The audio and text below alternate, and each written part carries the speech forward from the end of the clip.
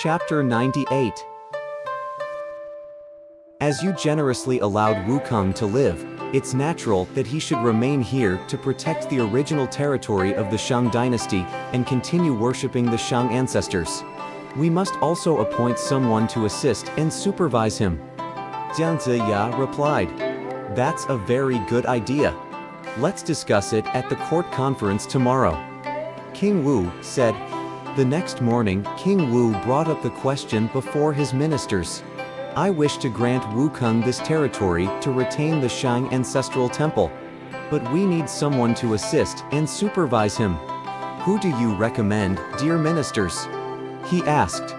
The ministers suggested 2 princes ought to stay behind for the job, so King Wu appointed Guan Shuxian and Cai Shudu, his 2 younger brothers, to remain at Zhaoge with Wukong.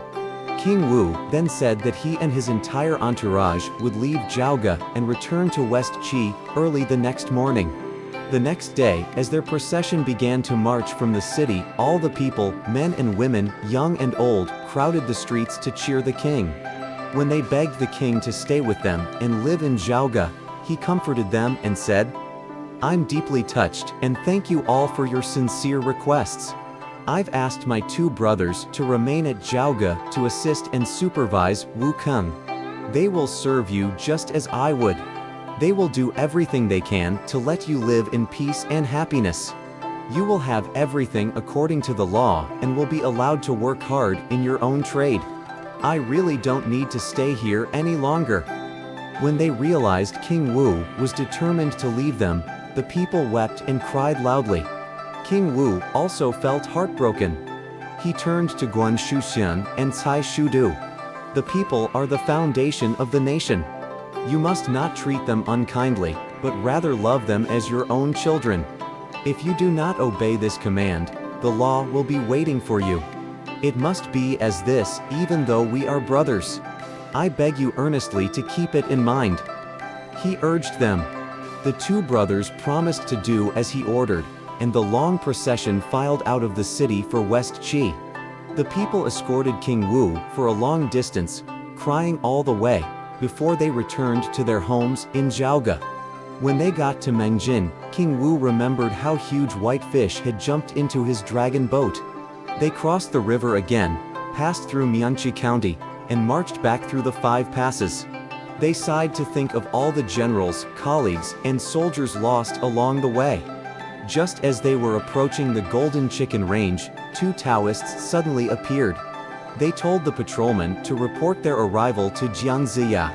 Jiang hurried out to meet them and recognized them as Boyi and Shuqi, 2 of King Zhou's uncles. Jiang Ziya greeted them and asked, What can I do for you, honorable dukes? We're glad to see your army returning to your native land, but may we know what happened to King Zhou in Zhaoge? They questioned him eagerly. Jiang reported all that had taken place. Since their army had arrived in Zhaoge, he told how King Zhou had burned himself to death, and how King Wu had restored order among the people and distributed the royal wealth among the nobles. Everyone acknowledges and respects King Wu as king of the Zhou dynasty now. He concluded. When he finished speaking, Boyi and Shuqi turned with a flick of their sleeves and went into the mountains. They died of starvation in 7 days because they would not eat grain grown on land of the Zhou dynasty. For the rest of the journey into West Qi, the people came out to welcome King Wu and his army with delicious food and excellent wine. When they got to Mount West Qi, Sai Yisheng, Huang Gun, Huang Tianjie, and King Wu's brothers all knelt to offer their greetings. Seeing the group from his coach, King Wu said, We have been gone 5 years on this expedition against King Zhou. I've missed you all so terribly. But I feel rather heartbroken to see you today.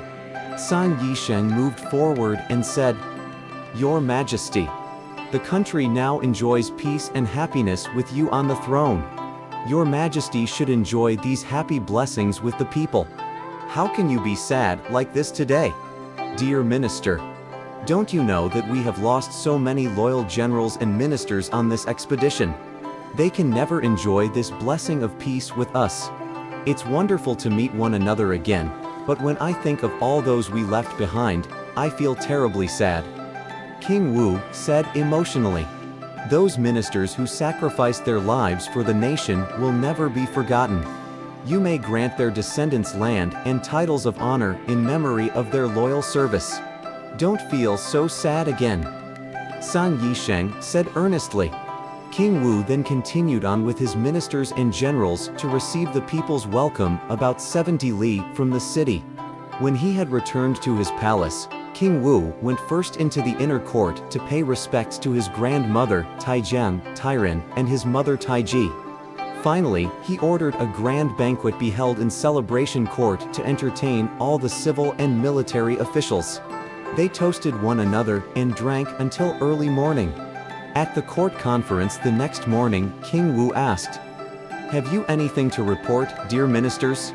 Jiang Ziya left his line, moved forward, and said, "By your order, your old minister led an army to attack the tyrant, exterminate King Zhou, and establish the Zhou dynasty.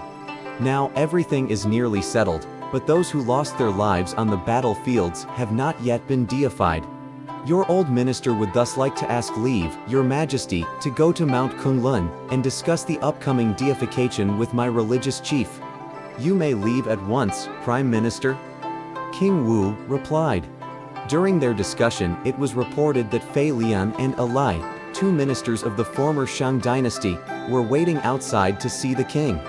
Why would two ex-ministers of the Shang dynasty come to see me? King Wu asked Jiang Ziya. Fei Lian and Alai were two bootlickers in the former Shang dynasty. They must have hidden when King Zhou fell and now come to you for high posts. How can we let such wicked men live under the sky? But they may still be of some use to me. Your Majesty may see them in the court. Let me deal with them. Jiang Ziya replied.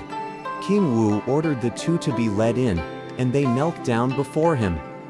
Fei Lian and Alai, two ministers of the Shang dynasty, "Pray your Majesty live for 10,000 years." They greeted him. "What can I do for you?" King Wu asked. King Zhou did not listen to his loyal ministers, but deluded himself with women and wine, destroying both himself and his kingdom. But your Majesty's virtue and kindness are known throughout the kingdom. You are just like the saint emperors Yao and Shun of ancient times. We have traveled several thousand li, in the hope of being able to serve you like dogs. We shall greatly appreciate your grace if you kindly accept us as your attendants or merely horse boys to hold your whip or wait on your every need. Here are the jade seals and gold leaf records as our presents to you, your Majesty. Fei Lian said with another low bow.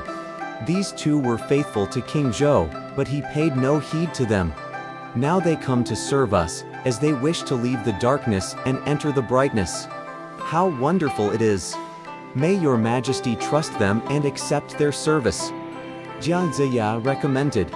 King Wu did as Jiang Ziya said and appointed Fei Lian and Alai as middle ministers.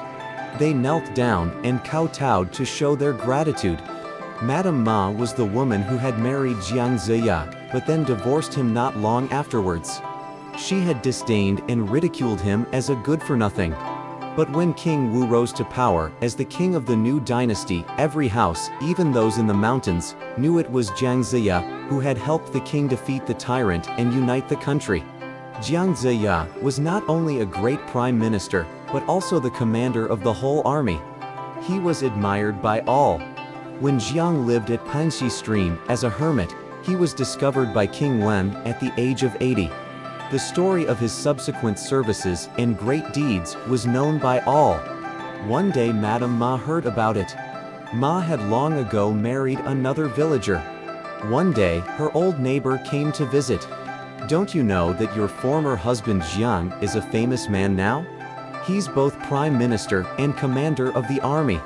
You shouldn't have divorced him. If you hadn't, you'd be enjoying riches and honor with him today.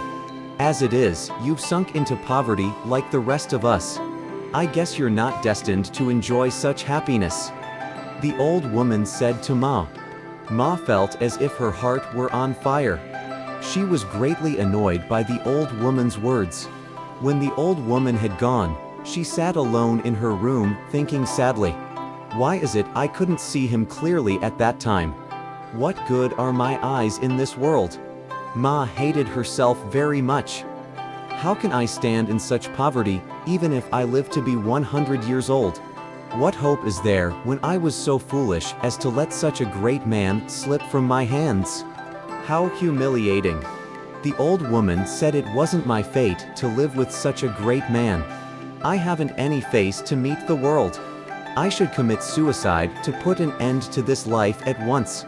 But her news may be unreliable. It may be another man with the same name. I shouldn't kill myself unless I'm certain. Ma thought it over again. I'll wait until this evening when I can confirm what I've heard about my husband. If it's true, I can then kill myself. Ma sighed, trying to comfort herself. That evening when Zhang San, her husband, returned from selling vegetables, Ma welcomed him as usual and served him supper on time. After their meal, Ma asked, "It's said that Jiang Ziya is a great man now.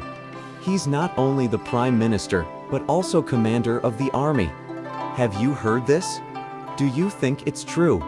As you now ask me, I must tell you the truth, my dear wife. It's absolutely true. How glorious and dignified he was when his troops were in Zhaoge not long ago.